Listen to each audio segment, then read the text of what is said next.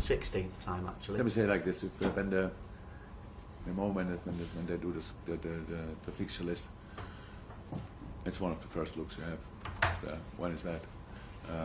Which time around? These kind of things. Obviously, it's slightly different in England because you don't know you get the list and you know in the first half of the season, but the second half you have no idea because it could be anywhere. It's different in other countries. You might know or not because it's always the same row of games. If you play in the third match day in the first part of the season, you play in the third match day of the second part of the season against the same opponent. But you have a look, and you have a look how who you play around, stuff like this. Is there possibly Champions League around? These kind of things. You want to know that how much time do you have to prepare?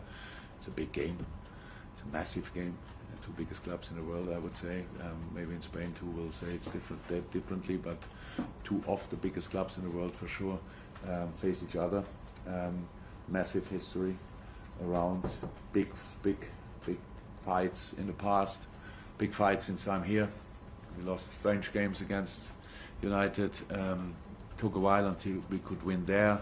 All these kind of things. Always we had to learn to deal with it. Some players had to learn to deal with it because of how much it means to them. But we are okay. That's now the 13th time, and we should have learned meanwhile. Had enough time to do that, and this time it's an incredibly important game again for both teams, and that says it all. So both teams are fighting for being in the Champions League next year or more. We will see, and that's a tough one. And United is obviously in a situation. They won the last game. Hurt now a little bit. Was not overly happy with the performance, but the result and the results from other games open the door again for the Champions League, and that's the Man United people face now. They will go for it, and we have to make sure that if they want to go qualify for Champions League, they have to do it without our points. But between now and then, intense 90 minutes, 95 probably, will have to be played. I know your relationship with Franjic goes back quite a good few years to sort of before you became the manager at Mainz. I mean, you'd had a conversation, I think you've mentioned those before. But this is the first time that you've gone face-to-face as managers outside of Germany. So I'm just wondering where your relationship is with him now and how you feel about... On hold. Yeah, we didn't have contact since he's at United. I think that's just due to respect. I respect his job, he respects my job. So how you feel about this game as such against Rangnick? I cannot make Rangnick or Rangnick-Klopp game of it. I don't want to. I respect him for everything what he did during his career. To be honest, he did incredible jobs wherever he was. Took a difficult one at Man United. Obviously, that's clear. Big expectations, these kind of things. Big expectations. Actually, no time to get there because in our business it's like this. But you can see the changes he made, the parts he improved. And that's it pretty much. So I don't.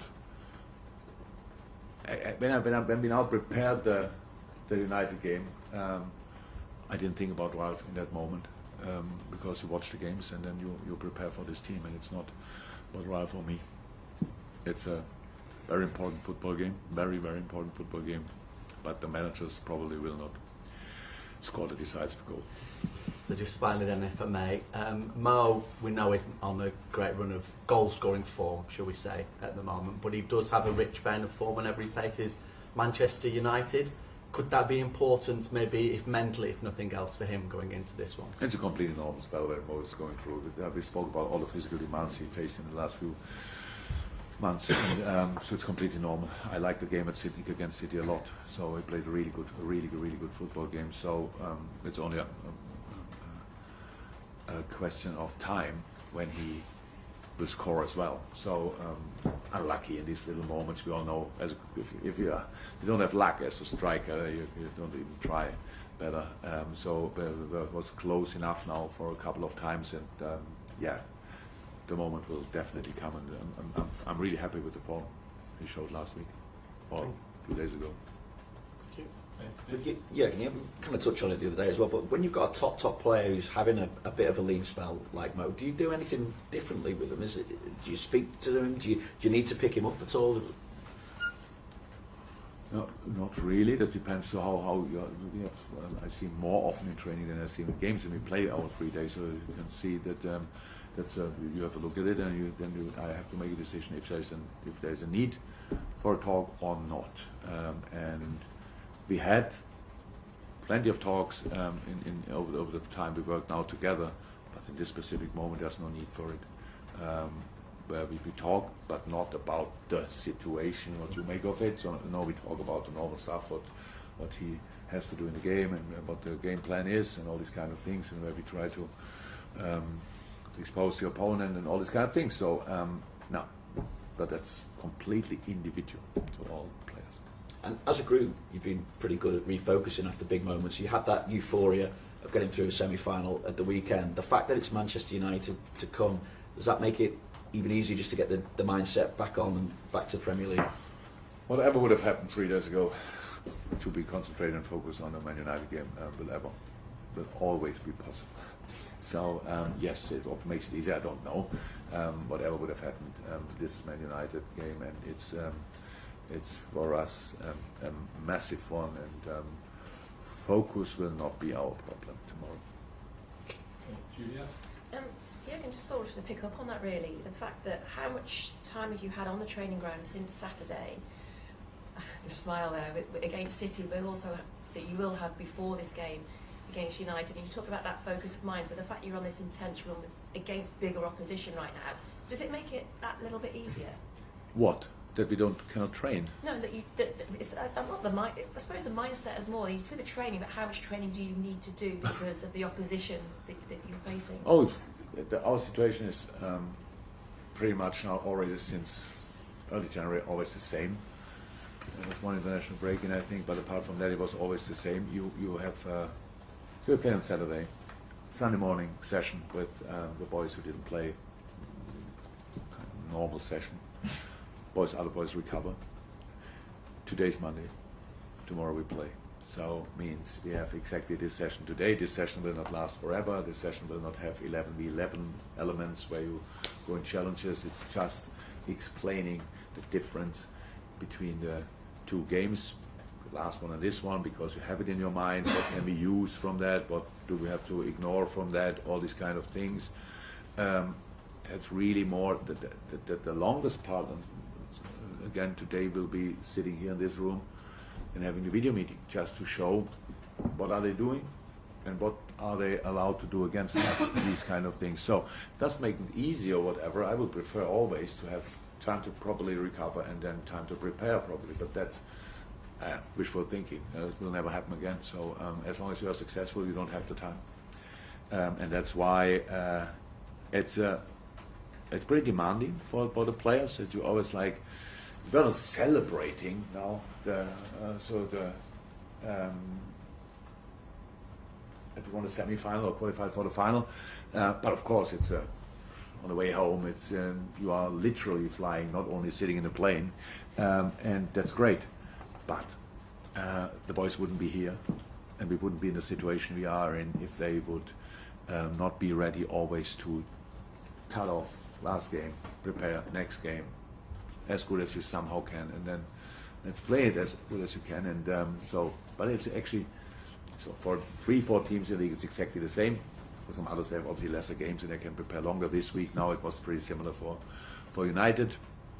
Same, I think it was Saturday as well against Norwich. And now they didn't have more time, and they cannot use more time. You cannot do anything in training in that time. It's clear. Okay, Chris? Jürgen, the 5-0 win at Old Trafford was one of the last games for United under Ole Gunnar Solskjaer. Just wondering, what changes in United have you noticed under Ralf Rangnick to the latter time of Ole Gunnar Solskjaer's reign? Actually, nothing I want to talk about really. Obviously, I think so. Ralf tried to organize the team. That's how it is. Bring it in a clear structure with the squad you have. That's what he did. And United played some really, really good games. But because it's United, even when you win the games, you said, but here's a little bit, that's still not there, and stuff like this. So it's difficult to gain some momentum, like you can imagine. And so that's it. But we concede lesser goals for sure, and they dropped some points. If you put them on the point tally, then you see all of a sudden they are fourth in the table, and if you are fourth in the Premier League, means you are a quality side, because with all the opponents you have, it's madness how consistent you have to be to get somehow close to that area. You also see Tottenham flying in the moment and get a little drop here, but the quality they have is incredible. Chelsea is so strong, and we are all still fighting for getting qualified for the Champions League next year. And if you did that, from that moment on, you can think about something else. But United is in that group as well, and that says a lot about the quality they have. And yeah. I just wonder as well, the midfield three rightly got a lot of praise from their performances on Saturday. But given the options that you have in midfield, how difficult is it to select your three in midfield when the options that you'll be leaving out as well? Yeah, in our situation it's clear. There were some players on the squad for the weekend, for example, and will not be in the squad for tomorrow, who are in a really good shape. Really, really, really good. So nobody that I wouldn't tell here, obviously, would say, oh, it's easy for us to leave him out. But the boys behave good. If we achieve anything this year, whatever it will be, it's because of how all the boys deal with the situation, and that means as well the boys who are not in the squad from time to time, because they keep still the training quality extremely high level. Really, all credit to them. It's absolutely outstanding. So now making decisions, I have to do something. I don't run, obviously, on the pitch, and I don't score goals. I don't defend, all these kind of things. So I have to do something, and decision making is one of the things I have to do, and that's all about to try to figure out how it is. You try to what is the best possible formation, and you have to think about intensity in the past, who played how often, all these kind of things. We didn't have that situation too often. Usually in that part of the season we are already on three wheels and try to get somehow through. So hopefully we have to make this decision until the end of the season. Thank you. Okay, last question is Carl, please. Sadio, great game on Saturday, and scored 4 goals, 4 games now. I'm just wondering how maybe the added competition you got from Luis Diaz's arrival in January, which would be seen as his position, how much maybe that's influenced or had an effect on his performances or the way he's played, and that role through the middle, is that something you can do longer term for you? I know Sadio since nearly 6 years. As far as I know him, he never needed any kind of competition to try to be the best version of himself. Played for a long time, pretty much all games for us, and then he was fit and performed on incredibly high level consistently. That's it. Bringing Luis, I'm not sure that affected that part of his game. I don't know. It was that was not the reason for bringing Luis. And playing the center obviously suits Sadio as well, very well as well. So he played for us, scored incredible goals and so important goals for us from the left wing, but he can play the center as well, and we saw that again. But Sadio as well had some physical struggles since he came back. It's not that he could not use. That's what the boy doesn't feel it. Sadio didn't feel it, but we could see that he cannot use his immense physicality just like this week in, week out, all 3 days. That was the problem. And I really felt before the game already against City, okay, that looks like Sadio physically. And that's it, and that's why he could play the game he played. Very important. He was super difficult to defend and very helpful and incredibly important in our defending, because the goal he scored the first one, his first goal, you only can score if you try to get there, and he did that. And you only do this run if you feel fresh enough to do it. These kind of things. This all works together pretty much. No, I don't think that Luis is now a reason that Sadio scored 4 goals, but somehow maybe as well because Luis obviously can keep a last line pretty busy, and it opens up always gaps for other players. Okay, we'll go into the embargo section now. So this section is embargo until 10:30 p.m. tonight. If you can stop streaming and recording. We'll